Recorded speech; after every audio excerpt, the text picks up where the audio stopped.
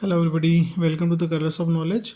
और आज हम जो हमारा चैप्टर 5 है उसमें एक्सरसाइज 5.3 जो हमने पहले पढ़ी है ना, उसी का जो तीसरा प्रश्न है, उस तीसरे प्रश्न का दूसरा प्रश्न आज हम हल करेंगे। ठीक है, तो देखिए इसमें क्या दिया हुआ है। एक एपी में ए बराबर 7 है और उसका 13वां पद जो है वो 35 है। डी का मान आपको पता करना है और उसके 13 पदों का योग भी आपको निकालना है। देखिए यहाँ पर 13 दे रखे हैं, इसका मतलब ये n का मान दिया हुआ है कि समांतर श्रेणी में 13 पद है कुल मिला के।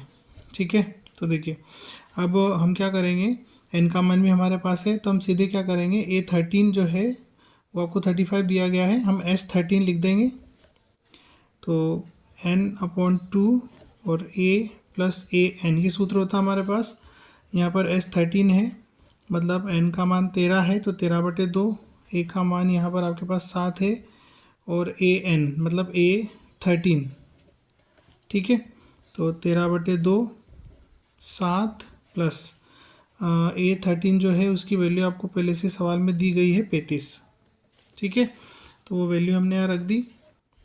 तो ये आपका हो जाएगा 13/2 और गुणा 35 और 7 42, काटेंगे 21 आ जाएगा।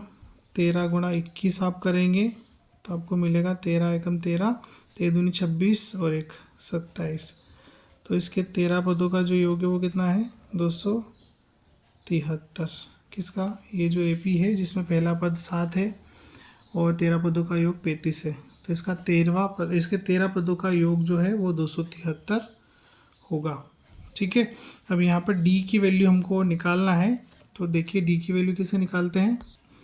देखिए डी की वैल्यू निकालने के लिए हमारे पास क्या है, 13वां पद दे रखा है, A13 दिया हुआ है, तो A13 होता है आपका A प्लस 12D। ठीक है, अब A13 हमारे पास 35 है और A का मान 7 है प्लस 12D। 35 में से 7 घटाएंगे, यहाँ ले आए 7 को हम ट्रांसपोज करके पक्षांतर करके, 35 में से 7 घटेंगे तो कितना आएगा 28 बराबर 12D।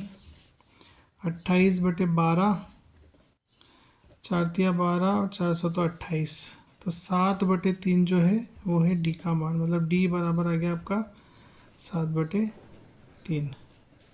ठीक है, तो आशा करता आपको समझ आया होगा। इसमें हमने इसके 13 पदों का योग और डी का मान, सार्वंतर का मान दोनों निकाल लिया है। Thanks for watching. वीडियो को लाइक करें, चैनल को सब्सक्राइब करें और मुझे सपोर्ट करें। Thank you.